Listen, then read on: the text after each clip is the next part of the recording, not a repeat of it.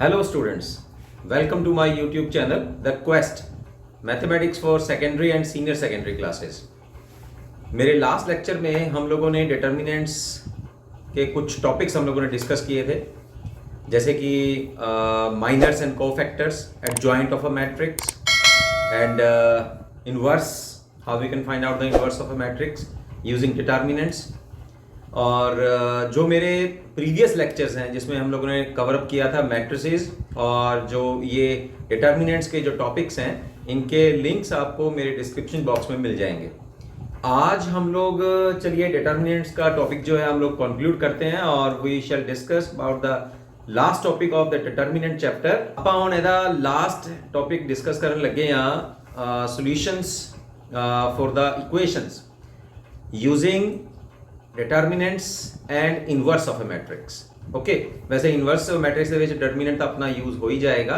ਆ ਟੌਪਿਕ ਉਹਨੂੰ ਹੀ ਉਸ ਬੱਚੇ ਨੂੰ ਜ਼ਿਆਦਾ ਚੰਗੀ ਤਰ੍ਹਾਂ ਆ ਪਾਏਗਾ ਜਿਨਨੇ ਮੈਟ੍ਰਿਸਿਸ ਔਰ डिटर्मिनेंट्स ਦੇ ਹੁਣ ਤੱਕ ਦੇ ਟੌਪਿਕਸ ਨੂੰ ਚੰਗੀ ਤਰ੍ਹਾਂ ਕਰ ਲਿਆ ਹੈ।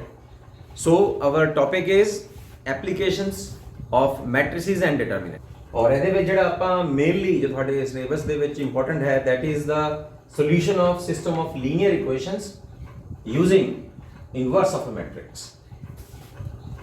So let's discuss this solution for the system of linear equations। कैसे किस तरह ਆਪਾਂ linear equation ਦੇ ਇੱਕ ਸਿਸਟਮ ਨੂੰ ਆਪਾਂ ਸੋਲਵ ਕਰ ਸਕਦੇ ਹਾਂ with the help of matrix method and determinants and using the inverse of a matrix।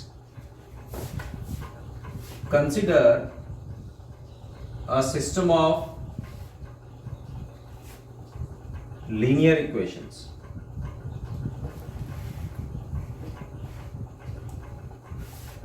we have like this: a1x b1y c1z is equal to d1, a2x b2y c2z d2, a3x b3y c3z is equal to d3। This system of linear equations consists of three linear equations in variables x, y, z, having the constants, having the coefficients as a1, b1, c1, a2, b2, c2, a3, b3, c3, and the pure constants on the right hand side is d1, d2, d3। So let's write this system in the matrix form। See how we can write this system of linear equations in the form of a matrix। See, a1 b1 c1, a2 b2 c2, a3 b3 c3। Here we have a column matrix x, y, z, a matrix of variables, and on the right hand side a matrix of pure constants d1, d2, d3, a column matrix। Or in short notations we can write this matrix as ax is equal to b। So this system of linear equations, which consists of three linear equations, can be written in the short form like this and in the matrix form like this। Here we have a matrix of 3 order, a column matrix of 3 cross 1, and right hand side a column matrix of 3 cross 1। okay, तीन ਜਿਹੜੀਆਂ ਉਹਦੇ ਰੋਜ਼ ਨੇ ਤੇ ਇੱਕ ਜਿਹੜੀ ਹੈਗੀ ਉਹਦੇ ਵਿੱਚ ਕਾਲਮ ਹੈ, ਔਰ ਇੱਕ ਪੂਰੇ ਸਿਸਟਮ ਨੂੰ ਆਪਾਂ ਨੋਟੇਸ਼ਨ ਵਿੱਚ ਐ ਲਿਖ ਸਕਦੇ ਹਾਂ। ਤੇ ਜੇ ਆਪਾਂ ਕਿਉਂਕਿ we have to find out the values of x, y, z, यानी कि ਆਪਾਂ ਇਹ वेरिएबल मैट्रिक्स ਦੀ वैल्यू ਕੱਢਣੀ ਹੈ ਤਾਂ ਜੇ ਮੈਂ ਦੋਨੋਂ ਤਰਫ ਇਨਵਰਸ ਲੈ ਲਵਾਂ, pre inverse, taking pre inverse a inverse both sides, then this will cancel out। we have ix a inverse b, and x matrix can be find out with the help of a inverse b। so this is the solution of given system of linear equations। okay, what we mean by that, ਤੁਸੀਂ ਜੋ matric system ਦਿੱਤਾ ਹੋਏਗਾ ਤੁਸੀਂ ਪਹਿਲੇ ਉਹਨੂੰ matrix form च लिख लो, जो आपनू लीनियर इक्वेशन सिस्टम दिता होएगा उन्होंने मैट्रिक्स फॉर्म च लिखो। मैट्रिक्स फॉर्म तो बाद फिर आप की करना है, ਜਿਹੜੀ अपने को 3x3 मैट्रिक्स हैगी है स्क्वेयर मैट्रिक्स ਉਹਦਾ ਇਨਵਰਸ ਕੱਢ ਲਓ। ਇਨਵਰਸ ਕੱਢ ਕੇ ਉਹਨੂੰ ਫਿਰ ਜਿਹੜੀ ਰਾਈਟ ਹੈਂਡ ਸਾਈਡ ਤੇ ਆਪਣੀ ਕਨਸਟੈਂਟ ਮੈਟ੍ਰਿਕਸ ਹੈਗੀ ਹੈ ਕਨਸਟੈਂਟਸ ਦੀ ਉਹਦੇ ਨਾਲ ਮਲਟੀਪਲਾਈ ਕਰ ਦਿਓ, ਤੁਹਾਡੇ ਕੋਲ x y z ਦੀ ਵੈਲਿਊ ਆ ਜਾਏਗੀ। ਇੱਕ ਕਾਲਮ ਮੈਟ੍ਰਿਕਸ ਆਏਗੀ 3x1 ਦੀ, ਦੋਨੋਂ ਪਾਸੇ ਤੁਸੀਂ ਉਹਨੂੰ ਕੰਪੇਅਰ ਕਰੋਗੇ ਤਾਂ x y z ਦੀ ਵੈਲਿਊ ਤੁਹਾਡੇ ਕੋਲ ਆ ਜਾਏਗੀ। ਇੱਥੇ ਦੋ ਗੱਲਾਂ ਤੁਹਾਨੂੰ ਹੋਰ ਯਾਦ ਰੱਖਣ ਵਾਲੀਆਂ ਨੇ ਕਿ ਇੱਕ ਕੰਸਿਸਟੈਂਟ ਸਿਸਟਮ ਕੀ ਹੁੰਦਾ ਹੈ, ਫਿਰ कंसिस्टेंट सिस्टम नाम तो ही पता लग रहा है, और इनकंसिस्टेंट सिस्टम तुम नोट कर सकते हो। इनकंसिस्टेंट सिस्टम, कंसिस्टेंट सिस्टम होता है जिवें कि आ सीगा ax equal to b is said to be consistent। Here we have the determinant of the matrix will be not equal to 0, that means the matrix will be non-singular and system of equations, system of linear equations have solution, यानी कि ਉਹਦਾ solution होएगा, चाहे वो unique solution होएगा या more we can say infinite, ठीक है। the solution कोई ना कोई होएगा, ਇਹਦਾ ਮਤਲਬ ਹੈ ਜਿਹੜੇ ਸਿਸਟਮ ਦਾ ਕੋਈ ਨਾ ਕੋਈ ਸੋਲੂਸ਼ਨ ਹੋਊਗਾ ਉਸ ਸਿਸਟਮ ਨੂੰ ਆਪਾਂ ਕੰਸਿਸਟੈਂਟ ਸਿਸਟਮ ਆਖਦੇ ਹਾਂ। ਇਨਕੰਸਿਸਟੈਂਟ ਸਿਸਟਮ ਦੇ ਵਿੱਚ ਜਿਹੜਾ ax b ਯਾਨੀ ਕਿ ਡਿਟਰਮੀਨੈਂਟ ਜਦੋਂ ਆਪਾਂ ਕੱਢਣ ਲੱਗਾਂਗੇ ਤਾਂ ਉਹਦਾ ਡਿਟਰਮੀਨੈਂਟ 0 ਆਏਗਾ ਔਰ ਸੋਲੂਸ਼ਨ ਜਿਹੜਾ ਹੈ ਉਸ system the does not exist, ਉਹ ਐਗਜ਼ਿਸਟ ਨਹੀਂ ਕਰਦਾ, ਤਾਂ ਆਪਾਂ ਉਹਨੂੰ ਕਹਿ ਦਿੰਦੇ ਆ ਕਿ ਉਹ ਇਨਕੰਸਿਸਟੈਂਟ ਸਿਸਟਮ ਹੈਗਾ, ਠੀਕ ਹੈ। ਇਸ ਬੇਸ ਦੇ ਉੱਪਰ ਆਪਾਂ ਇਹ ਜੋ ਤੁਹਾਨੂੰ ਮੈਂ ਗੱਲਾਂ ਦੱਸਤੀਆਂ ਕਿ ਜਦੋਂ ਤੁਹਾਨੂੰ ਸਿਸਟਮ ਦਿੱਤਾ ਹੈ ਉਹਨੂੰ ਤੁਸੀਂ ਲਿਖਣਾ ਕਿਵੇਂ ਹੈ ਤੇ ਉਹਦੇ ਵਿੱਚ ਫਿਰ ਆਪਾਂ ਕੀ ਫਾਈਂਡ ਆਊਟ ਕਰਨਾ ਹੈ ਔਰ ਇਹਨੂੰ ਦੇਖ ਕੇ ਕਰਨਾ ਹੈ ਕਿ ਜਦੋਂ ਤੁਸੀਂ ਇਹ ਮੈਟ੍ਰਿਕਸ ਦਾ ਡਿਟਰਮੀਨੈਂਟ ਕੱਢਣ ਲੱਗੋਗੇ ਤਾਂ ਡਿਟਰਮੀਨੈਂਟ ਜੋ ਹੈ ਉਹ 0 ਦੇ ਬਰਾਬਰ ਨਹੀਂ ਆਣਾ ਚਾਹੀਦਾ। ਨੋਨ ਸਿੰਗੂਲਰ ਮੈਟ੍ਰਿਕਸ ਦਾ ਆਨਸਰ ਆਪਾਂ ਕੱਢ ਕੇ ਲੈ ਕੇ ਆਣਾ ਹੈ ਇੱਥੇ, ਠੀਕ ਹੈ। ਉਹਨੂੰ ਹੀ ਯੂਜ਼ ਕਰਨਾ ਹੈ ਕਿਉਂਕਿ ਉਹੀ ਇਨਵਰਸ ਕੱਢਣ ਦੇ ਵਿੱਚ ਆਪਾਂ ਨੂੰ ਹੈਲਪ ਕਰੇਗੀ। So let's have some examples about this, you will definitely clearly understand this topic। See this example, in this example he is asking you to solve the system of these linear equations, ठीक है। दो equations ने दो variables ਵਿੱਚ ਨੇ, ਅਗਰ ਤਿੰਨ variables ਉਹ ਯੂਜ਼ ਕਰ ਰਹੇ ਜਿਵੇਂ ਤੁਹਾਨੂੰ ਮੈਂ ਉਹਨੇ ਫਾਰਮੂਲਾ ਦੱਸਿਆ ਸੀਗਾ ਤਾਂ ਉਹਦੇ ਵਿੱਚ ਤਿੰਨ वेरिएबल ਸੀਗੇ ਤਾਂ ਤਿੰਨ ਇਕੁਏਸ਼ਨਸ ਆਪਾਂ ਨੂੰ ਲੀਨੀਅਰ ਇਕੁਏਸ਼ਨਸ ਆਪਾਂ ਨੂੰ ਮਿਲਣਗੀਆਂ ਤੇ ਇਹਦੇ ਵਿੱਚ ਦੋ ਲੀਨੀਅਰ ਇਕੁਏਸ਼ਨਸ ਨੇ और दो ही वेरिएबल्स ने। Let's write this system of linear equations in the form of matrix, okay. तो सब तो पहला ਤਾਂ ਇਹਦੇ ਜਿਹੜੇ ਕੋਐਫੀਸ਼ੀਐਂਟਸ ਨੇ ਉਹਨਾਂ ਦੀ ਆਪਾਂ ਇੱਕ ਮੈਟ੍ਰਿਕਸ ਬਣਾ ਲੈਣੇ ਆ and that will be 2 cross 2 order and we have the matrix of the variable x and y, then we have 1 and 7 matrix of the constants on the right hand side and in short form as I already told you ax is equal to b where a is as you all know 2 5 3 2, x is variable matrix, b is a matrix of constants 1 7, okay। now ਤਾਂ ਆਪਾਂ ਇਹਦੇ ਵਿੱਚ x ਦੀ value ਕਿਵੇਂ ਕੱਢ ਸਕਦੇ ਆ, a inverse of b, ਠੀਕ।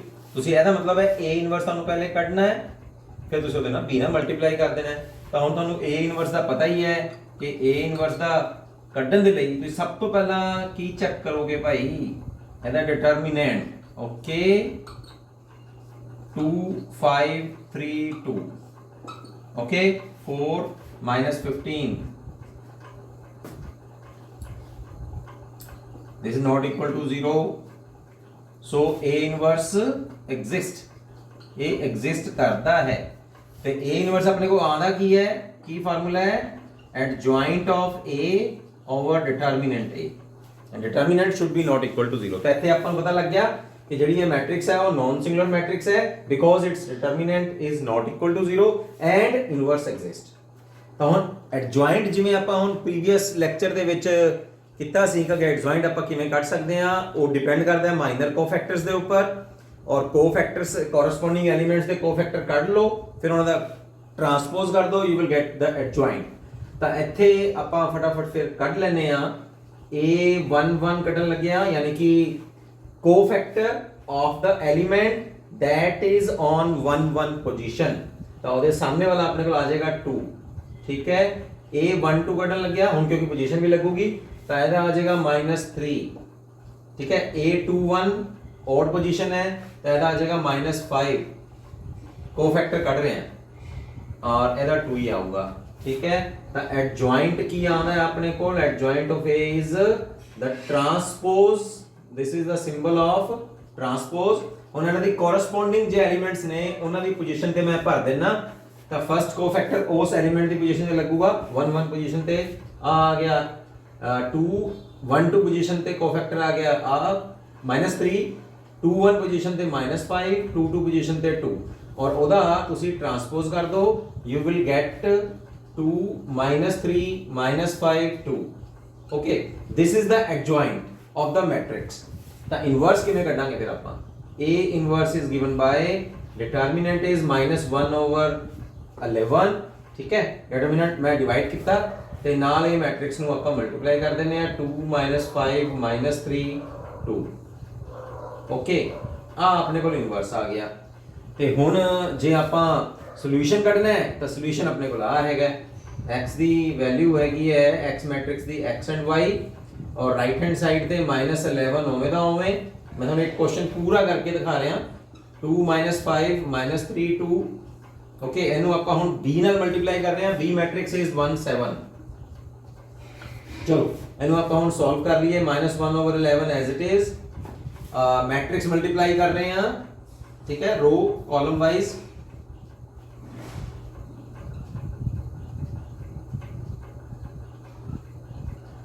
ठीक है फिर ਇਹਨੂੰ ਇਹਦੇ ਨਾਲ -3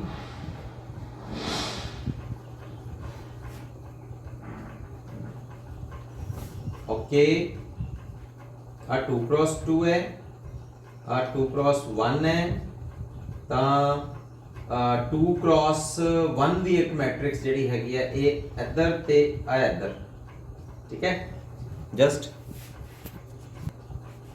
ਇਹਦਾ ਪ੍ਰੀਵੀਅਸ ਜਿਹੜਾ ਮਲਟੀਪਲਾਈ ਕੀਤਾ ਸੀ ਉਹ ਵਾਲਾ ਜਿਹੜਾ ਸ਼ਾਰਟ ਹੈ ਉਹ ਕੱਟ ਦਿਓ ਹੁਣ ਇੱਥੇ ਦੁਬਾਰਾ ਇਹਨੂੰ ਮਲਟੀਪਲਾਈ ਕਰਦੇ ਹੋਏ ਦਿਖਾਉਂਦੇ ਹਾਂ so let's multiply these to matrix ਆ ਕਿਹੜੀ ਵੈਲਿਊ ਹੈ a ਇਨਵਰਸ ਦੀ ਇਹਨੂੰ ਆਪਾਂ ਮਲਟੀਪਲਾਈ ਕਰ ਰਹੇ ਹਾਂ b ਮੈਟ੍ਰਿਕਸ ਦੇ ਨਾਲ to calculate the value of x matrix okay the matrix of variable so matrix multiplication ਤੁਹਾਨੂੰ ਸਾਰਿਆਂ ਨੂੰ ਪਤਾ ਹੀ ਹੈ ਵੀ ਆਪਾਂ ਕਿਵੇਂ ਕਰਦੇ ਰਹੇ ਹਾਂ ਰੋ ਦੀ ਕਾਲਮ ਵਾਈਜ਼ ਆਪਾਂ ਕਰਦੇ ਹਾਂ -1/11 as it is 2 with this -35 now the second row is -3 plus 14 okay 2 cross 1 matrix अपने को आ जाएगी -11 as it is here we have -33 and here we have +11 now ਹੁਣ ਆ ਜਿਹੜਾ ਸਕੇਲਰ ਆਪਾਂ ਲਿਆ ਇਹਨੂੰ ਅੰਦਰ ਮਲਟੀਪਲਾਈ ਕਰ ਲੈਂਦੇ ਆ ਓਕੇ -11 ਨੂੰ ਤਾਂ ਇੱਥੇ ਆ ਜਾਏਗਾ +10 ਇੱਥੇ ਆ ਜਾਏਗਾ -1 ਔਰ ਇਹ right hand left hand side ਕਿਹਦੇ ਬਰਾਬਰ ਸੀ ਕਿ xy ਦੇ okay this is our x matrix now comparing because these two matrices are equal so the value of x is 3 and value of y is -1 so this is the method to calculate the values of the variables from the system of linear equations okay ਇੱਕ ਮੈਂ ਤੁਹਾਨੂੰ 3 order ਦੀ ਇੱਕ matrix ਦਾ ਹੋਰ ਲੈ ਕੇ ਜਿਹੜਾ ਹੈ ਉਹ ਮੈਂ ਪੂਰਾ ਕੈਲਕੂਲੇਟ ਨਹੀਂ ਕਰਾਂਗਾ ਐਡਜॉइंट ਤੇ ਇਨਵਰਸ ਜਿਹੜਾ ਹੈ ਆਪਾਂ ਡਾਇਰੈਕਟ ਕਰਾਂਗੇ ਉਹਦੇ ਵਿੱਚ ਕਿਉਂਕਿ ਐਗਜ਼ਾਮਪਲ ਆਪਾਂ ਹੋਰ ਡਿਸਕਸ ਕਰ ਰਹੇ ਹਾਂ to solve the system of linear equations here we have 3 linear equations in 3 variables so writing it in the matrix form ax is equal to b and you all know where A is the matrix of the coefficients 3 -2 3 2 1 -1 4 -3 2 okay x is the matrix of the variables a column matrix x y z and b is the matrix of the constants on the right hand side 8 1 4 okay तो x वाला formula अपने को की है values कटन दा x is equal to a inverse of b now first of all check the determinant of this matrix ये non zero आना चाहिए ओके ਇੱਥੇ ਆਪਾਂ ਕਰਦੇ ਹਾਂ determinant of the matrix 3, 2 minus 3 minus 1, 4 plus 4 8, okay, plus 3 minus 6 minus 4 minus 10 minus 3 plus 16 minus 30, ठीक है। तो इत्थे अपने को आएगा minus 17 not equal to 0, so matrix A is non singular हैगा है, तो ਇਹਦਾ मतलब ਕੀ ਬਣੇਗਾ A ਇਨਵਰਸ ਐਗਜ਼ਿਸਟ। ਹੁਣ A ਇਨਵਰਸ ਜੇ ਐਗਜ਼ਿਸਟ ਕਰਦਾ ਹੈ ਤਾਂ ਫਿਰ ਆਪਾਂ ਉਹਨੂੰ ਕੱਢ ਸਕਦੇ ਹਾਂ। ਹੁਣ ਕੱਢਣ ਦਾ ਕੀ ਤਰੀਕਾ ਹੈ, ਇਹਨਾਂ ਦੇ ਕੋਫੈਕਟਰਸ ਕੱਢ ਲਓ, ਸਾਰਿਆਂ ਦੇ ਕੋਫੈਕਟਰਸ ਕਰੋਗੇ ਔਰ ਉਹਨਾਂ ਦੀ ਕੋਰਸਪੋਂਡਿੰਗ ਐਲੀਮੈਂਟ ਦੀ ਜਗ੍ਹਾ ਤੇ ਕੋਫੈਕਟਰ ਲਿਖ ਲਓ ਔਰ ਉਹਨੂੰ ਸਾਰਿਆਂ ਨੂੰ ਤੁਸੀਂ ਜਿਹੜਾ ਹੈਗਾ ਟਰਾਂਸਪੋਜ਼ ਕਰੋਗੇ ਤਾਂ ਤੁਹਾਡੇ ਕੋਲ ਐਡਜੁਆਇੰਟ ਆ ਜਾਏਗਾ, ਠੀਕ ਹੈ। Adjoint of A is the transpose of the cofactors. ਤਾਂ ਸਾਰਿਆਂ ਦੇ ਆਪਾਂ ਕੋਫੈਕਟਰਸ ਕੱਢ ਸਕਦੇ ਹਾਂ ਐਸੇ ਤਰੀਕੇ ਨਾਲ। ਇਹਦਾ ਕੱਢਾਂਗੇ ਤਾਂ ਆ ਡਿਟਰਮੀਨੈਂਟ ਸੋਲਵ ਕਰਾਂਗੇ, ਇਹਦਾ ਕੱਢਾਂਗੇ ਤਾਂ ਆ ਵਾਲਾ ਡਿਟਰਮੀਨੈਂਟ। ਇਸ ਤਰ੍ਹਾਂ ਮੈਂ ਆਲਰੇਡੀ ਤੁਹਾਨੂੰ ਦੱਸ ਚੁੱਕਿਆ ਕੋਫੈਕਟਰਸ ਦਾ। ਮੈਂ ਹੁਣ ਕੋਫੈਕਟਰਸ ਕੱਢੇ ਹੈ ਇਹ ਸਾਰੇ ਐਲੀਮੈਂਟਸ ਦੇ, ਤੇ ਉਹ ਮੈਂ ਲਿਖ ਲਏ ਉਹਨਾਂ ਦੀ ਪੋਜੀਸ਼ਨ ਦੀ ਜਗ੍ਹਾ ਦੇ ਉੱਪਰ। A11 ਐਲੀਮੈਂਟ ਕੀ ਹੈ 3, ਉਹਦਾ ਕੋਫੈਕਟਰ 1 ਹੈ -1 ਹੈ। A12 ਐਲੀਮੈਂਟ -2 ਹੈ, ਉਹਦਾ ਕੋਫੈਕਟਰ -8 ਹੈ ਐਂਡ ਸੋ ਔਨ। ਤਾਂ ਮੈਂ ਉਹਨਾਂ ਦੇ ਰਿਸਪੈਕਟਿਵ ਪੋਜੀਸ਼ਨ ਦੇ ਉੱਪਰ ਉਹਨਾਂ ਦੇ ਕੋਫੈਕਟਰਸ ਨੂੰ ਲਿਖ ਲਿਆ। ਹੁਣ ਉਹਦਾ ਟਰਾਂਸਪੋਜ਼ ਕਰਤਾ ਤਾਂ ਮੇਰੇ ਕੋਲ ਆ ਜਾਏਗੀ -1 -8 -10 -5 -6 1 -1 9 7। So this is our adjoint of A। तो A इनवर्स की आ जाएगा -1/17 this, okay, and the adjoint -1 -5 -1 -8 -6 9 -10 1 7, okay। ਤੁਸੀਂ ਸਿਰਫ ਇੱਕ ਕੰਮ ਕਰ ਸਕਦੇ ਹੋ ਕਿ ਜਾਂ ਤਾਂ ਇਹ ਮਾਈਨਸ ਨੂੰ ਹੁਣੇ ਹੀ ਇੱਥੇ ਐਡਜਸਟ ਕਰ ਦਿਓ ਜਾਂ ਫਿਰ ਮਲਟੀਪਲਾਈ ਕਰਨ ਤੋਂ ਬਾਅਦ ਕਰ ਦੇਣਾ। ਤਾਂ ਆਪਾਂ ਹੁਣ x ਦੀ ਵੈਲਿਊ ਕੱਢਣ ਜਾ ਰਹੇ ਹਾਂ, xyz that is equal to A inverse of B। that means S matrix ਨੂੰ -1/17 ਆ ਵਾਲੀ ਹੈ -1 -5 -1 -8 -6 9, okay, -10 1 7 ਨੂੰ ਤੁਸੀਂ B मैट्रिक्स ਨਾਲ ਮਲਟੀਪਲਾਈ ਕਰਨਾ ਹੈ 8 1 4, okay। now a -1/17 as it is ਆਪਣੇ ਕੋਲ ਜਦੋਂ ਆਪਾਂ ਸੋਲਵ ਕਰਾਂਗੇ ਇਹਨੂੰ ਮੈਟ੍ਰਿਕਸ ਮਲਟੀਪਲੀਕੇਸ਼ਨ ਰੋ ਇਨਟੂ ਕਾਲਮ ਵਾਈਜ਼, ਓਕੇ। ਤਾਂ ਸੋਲਵ ਕਰਕੇ ਆਪਣੇ ਕੋਲ ਇਹ ਮੈਟ੍ਰਿਕਸ ਆਏਗੀ। ਜਦੋਂ ਆਪਾਂ ਇਹਨੂੰ ਇਹਦੇ ਮਲਟੀਪਲਾਈ ਕੀਤਾ ਤਾਂ ਆਪਣੇ ਕੋਲ ਆ ਮੈਟ੍ਰਿਕਸ ਆ ਗਈ। ਦਿਸ ਇਜ਼ ਆਵਰ 3x1 ਮੈਟ੍ਰਿਕਸ। ਹੁਣ -17 ਨੂੰ ਅੰਦਰ ਮਲਟੀਪਲਾਈ ਆਪਾਂ ਕਰ ਦਿੰਨੇ ਆ ਤੇ ਇੱਥੇ ਵੀ ਮਲਟੀਪਲਾਈ ਕਰ ਦਿੰਨੇ ਆ ਦੋਨੋਂ ਪਾਸੇ, ਜਾਂ -17 ਨਾਲ ਅੰਦਰ ਵਾਲੀ ਮੈਟ੍ਰਿਕਸ ਨੂੰ ਡਿਵਾਈਡ ਕਰ ਦਿੰਨੇ ਆ, ਓਕੇ। ਤਾਂ ਡਿਵਾਈਡ ਕਰਾਂਗੇ ਤਾਂ ਆਪਣੇ ਕੋਲ ਆ ਜਾਏਗਾ 1 2 3, ठीक है। और कंपेयर कर लो, you will get the value of x as 1, y as 2 and z as 3।